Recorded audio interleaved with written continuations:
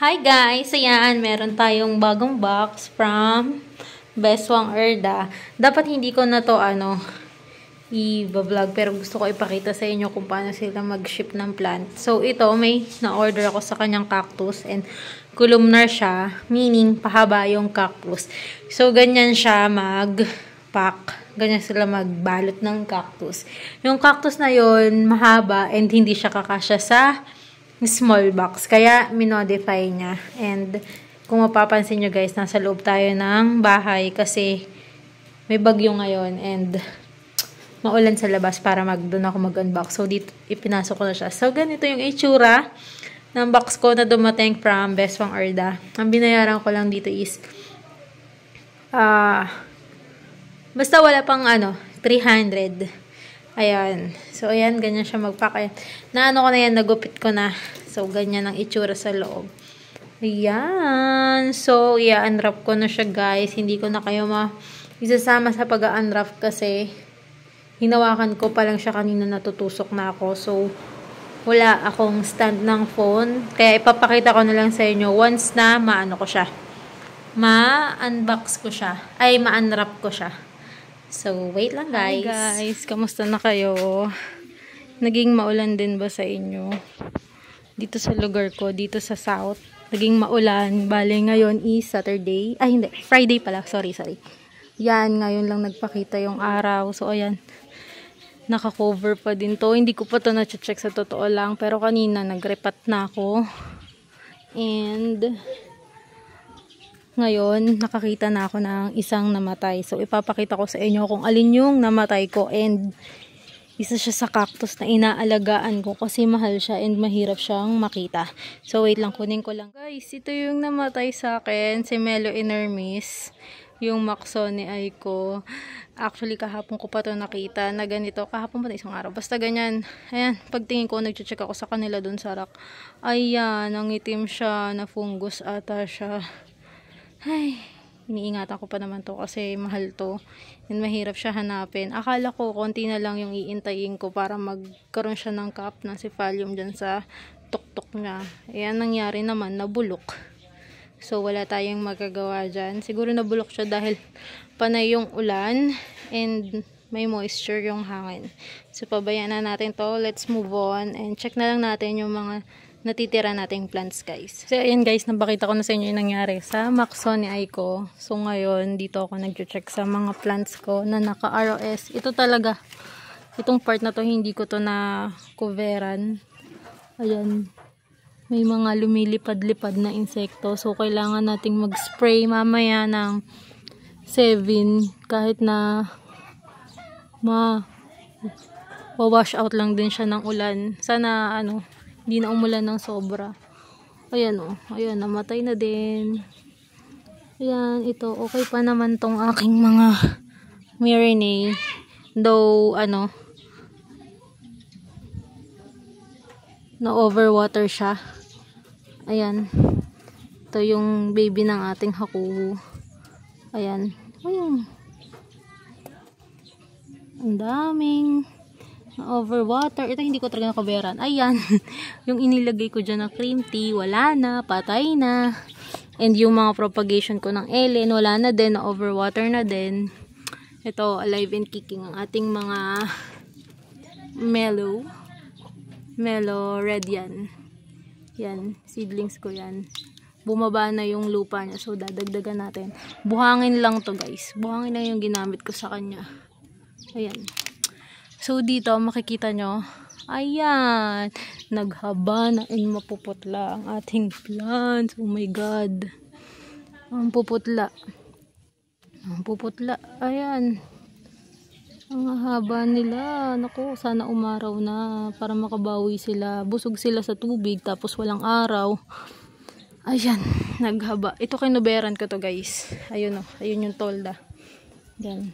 So, ayan. Hindi sila masyadong na-overwater, pero naghaba talaga sila kasi halos isang linggo na walang araw. Ayan. Mga pink croso ngayon. Mahirap silang hawakan kasi konting hawak mo lang. Ayan, naglalagas talaga siya, na-overwater na. Ayan yung aking hakuku. Nanilaw yung mga dahon sa ilalim. Ay, grabe. Parang ngayon lang ako nakaranas ng ulan talaga na sunod-sunod na ganun. Ayan. So, expect ko na may mamaalam dito sa mga to. Ayan. Ayan. Yung mga frills natin. Ayan. Ay, yan pa. Dami. Dami kong gagawin today sa garden. Ayan. Kahit yung mga ano nating mga titibay sa ulanan. Ang ghost plant ko na overwater na rin. Oh my god, guys. Ang dami kong gagawin talaga. So, ayan yung mangyayari sa plants natin kapag mas nasobrahan sa ulan tapos walang araw. As in, dire-diretso. Ayan. So, mahirap siyang hawakan kasi yung mga leaves niya is fragile. Mabilis maglagas. So, ingat-ingat ako sa pag-check sa kanila. Ayan o. Nagkakaroon sila ng cut kasi nasobrahan sa water. Yan, tatanggalin natin yung mga leaves na may problema. At magi-spray tayo ng 7 later. Lipat naman tayo ng rock. Wow, umaraw na guys sa wakas. So, ayan. Sa isang linggong ulit. Oh my God! Ayan. Nako. Kinain ata ng uod tong aking kaimera. Apo, sorry guys. Nagulat ba kayo sa oh my God ko? Ay, ayusin natin to later. Gayos ako dito. Tapos ayan yung mga aloe vera ko. Matibay sila sa ulan. Mag-aloe vera na lang kaya ako. Mag-aloe na lang kaya ako. Chok lang. Ayan, ito. Laging may cover siya. Yan, ang mga ganito ko. Ang sedum major ko na anuhan. Alam nyo ba, yung ganito ko na nasa potting area ko. Nagkaganyan din. Yan, masayang masaya yung string of hearts. Sa ulan. Yan ako. So, iisa-isahin natin yung mga plants ko ngayon. Mag-aayos talaga ako. Grabe talaga yung naging ulan, dire-diretso. So ito, ayan. Then, simula ng isang linggo, nandito lang yan. Ayan, may ganyan pa yan yung sedum natin. Golden sedum natin. Mukhang maarte to sa sa area ko Ayan. Dito buns ko, ugatan na Yan, yung mga succulents natin ay namutla ang mga gitna, naglalagas. Pabayaan lang natin kusa siya maglagas. Huwag natin siyang pilitin kung hindi pa nalalagas yung mga dahon niya.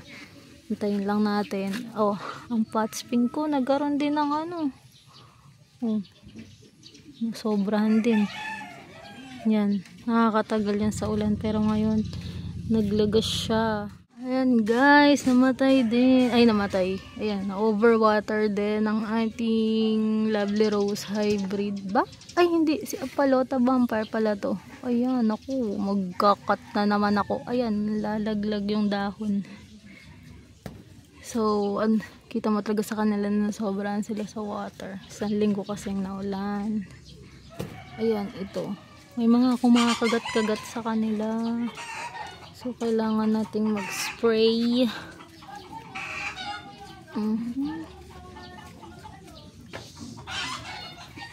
So, siguro mga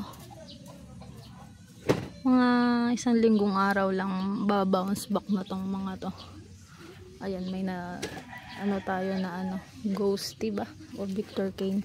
Magkasama na kasi to Ayan. Ayan, ito. Talagang rain or shine to, lalo na tong malaking lactea ko. Hi sis Emerald. Ito, gustong gusto niya tong malaking lactea na to. Ayan, strong ito ang aking lactea. 5 years na kasi to sa akin.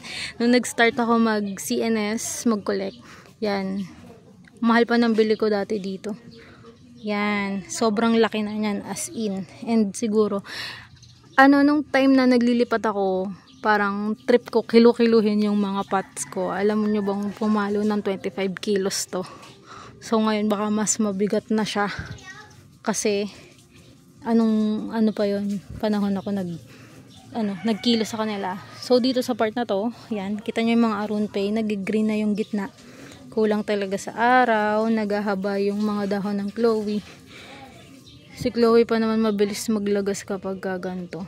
Ayan.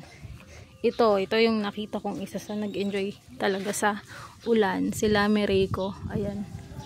Halos 2 inch yung itinaas niya nung umuulan. Ayan, nandito lang din siya sa rain or shine. Then, ang mga purple delight ko na namumutla din yung mga gitna. Check natin talaga isa-isa. Kailangan natin mag-spray ng 7. May mga kumakagat-kagat dyan. Siguro may mga snail and ano na dyan. Mga uod. Ayan, lumaki na din to dito. May naligaw na nag-ghost. Ayan. Gustong gusto ng mga hawortia yung ulan. Super chubby nila. And ito, ayan, nagkaroon na din siya ng mga mga leaves na ganyan, ng mga dark leaves. So, kailangan talaga nating i-check isa-isa yung mga pot nila. And spray yan. Mag-spray ako mamayang gabi. Kasi mag-fungicide ako. Fungicide dun sa loob. Kasi dun namatay yung tawag mo dito, yung Melo inermis. Then dito sa labas, yung pesticide. Yan. Ayan. Hindi ko pa pala ipapakita sa inyo yung na haul natin kay Beswang. Ipat ko na siya. Wait lang. Tatanggalin ko lang tong net. Then, check na din natin yung mga halaman sa loob. So, guys, ito na yung loob. Ayan. So far, wala pa akong nakikitang nabulok dito bukod dun sa Melo inermis ko talaga. Ay, nako. Sabi sa akin ng bili na lang ulit daw ako. Dapat daw pagbibili ako 2. Para daw pag namatay yung isa, hindi masakit. Diba? So, ayan. Pakita ko sa inyo yung na-haul natin kay Beswang. Nabili natin kay Beswang. Wait lang. Itong 3 to, nandito sila sa unahan eh. Ayan. So, unahin natin ito nasa harapan. Ayan. Yan yung lady finger. Tama ba? Lady finger. Basta yan, yung mga finger like, pinagsama ko na lang siya sa isang pot dahil wala na akong space. Actually, binili ko talaga to para i-hang. And malaki siya ha. Yung kada isa. Kaso wala na akong space para mag-hang pa. And tag-ulan. Kaya, kailangan kong i-maximize kada pot. So, ayun, naputol. So, yan. Ihahang ko yan pag hindi na umulan. And itong mahabang boobsy natin. Akala ko hindi siya ganun kahaba. Ang haba pala niya. Mas mahaba pa siya dito sa 3. Ayan. Though mura lang siya kasi common siya. Pero super haba niyan and taba. Ayan. Pinagkasya ko dyan sa pot niya na ganito. Alam ko mababa yung pot pero kere lang yan. Pagka nagkaugat yan, hindi na yan gagalaw. And then, alin pa ba? Ayun. Yung maliit na golden barrel na lang. Actually, hindi siya maliit. Yan, panalo yan. 130 lang yung bili ko dyan. And mas malaki pa siya sa mga regular size na golden barrel. Yan. And isingit ko na lang din pala nung nakaraan may na-haul din ako kay Balangabang na succulent. Ayan, bumili ako ng 4 na peraso ba? 5. Teka, 1, 2, 3, 5. 5 kinds. Yan. Yung Arunpe. Yan, kay Balangabang ko yan galing. Kay Arunpe. Actually, sa kanya ko talaga napili bumili ngayon kahit tag-ulan kasi magaling siya mag-air dry and mag-pack. So, ayan, si Arunpe. Kasi gusto kong mag-ROS ng Arunpe. Ayoko kasing kalbuhin yung mga nandito ko. So, bumili ako ng bago. Ito si Mule. Ayan. Pag ito talaga namatay pa tong mule na to, ayoko na ng mule. Lagi na lang ako nakakapatay ng mule. And then, sa likod yung cheesecake. Hayaan nyo na yung sampay, guys. Tag-ulan ngayon. Mahirap magpatuyo ng damit. Kaya nasa terrace sila. Ayan, si cheesecake namin. Yan, super lush. Ayan. And then, ito. Yung variegated Prolifica. Ayan. Ito. Ayan. Ang ganda ng color niya. Whitish na. And then, to si Rococo. Ayan. Kung makikita nyo, guys, yung mga succulent na nasa unahan dito, mga may tilamsik pa ng tubig, ayusin natin yan. Ito, lo. Na siya. Nakuha ko kay Green Thumb. Na mine free to ni Ma'am Lovette. Yan, tapos binigay niya sa akin. Nakita niya ako nagmamine doon kay Green Thumb. So, binigay niya sa akin. Wala. Okay na okay to. Na overwater yung ibang leaves niya. So, Aayusin natin din to. So ayan, check naman natin ngayon yung plant track na yan, yung plant track ng mga purples. So ayan, dito sa mga purples ko okay naman sila. Ayan, before kasi mag ulan-ulan, ibaba ko agad yung cover nito kasi nga inaano ko to, inaalagaan ko yung mga purples ko, kaya okay yung mga purples ko. Yung mga super bomb ko okay lang din sila dun sa taas. Di ko na kasi tinaas ng masyado yung tolda kasi ibababa ko rin naman. So far okay pa naman sila, pero ito ayan, may nagkaganito ang ating crested tromso.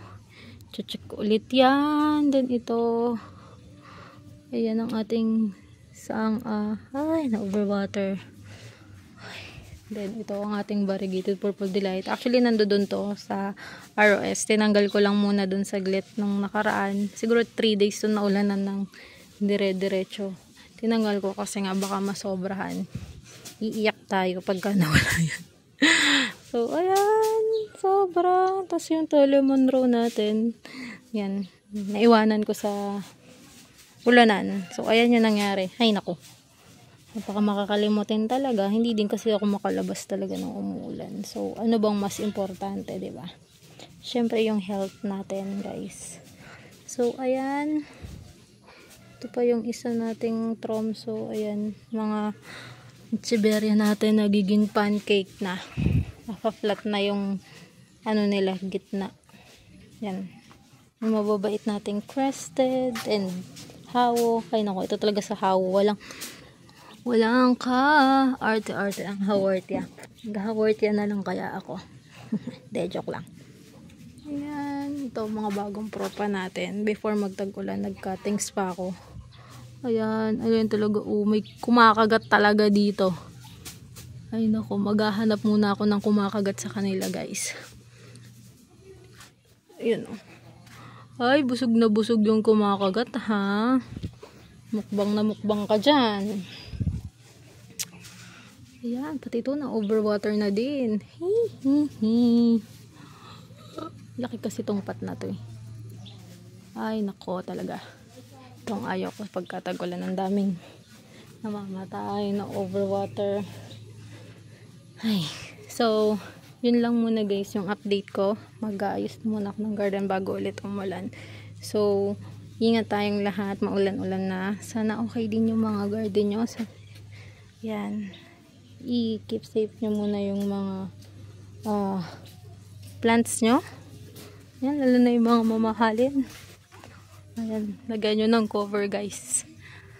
So yun lang muna, guys. Thanks for watching. Bye. Keep safe, guys.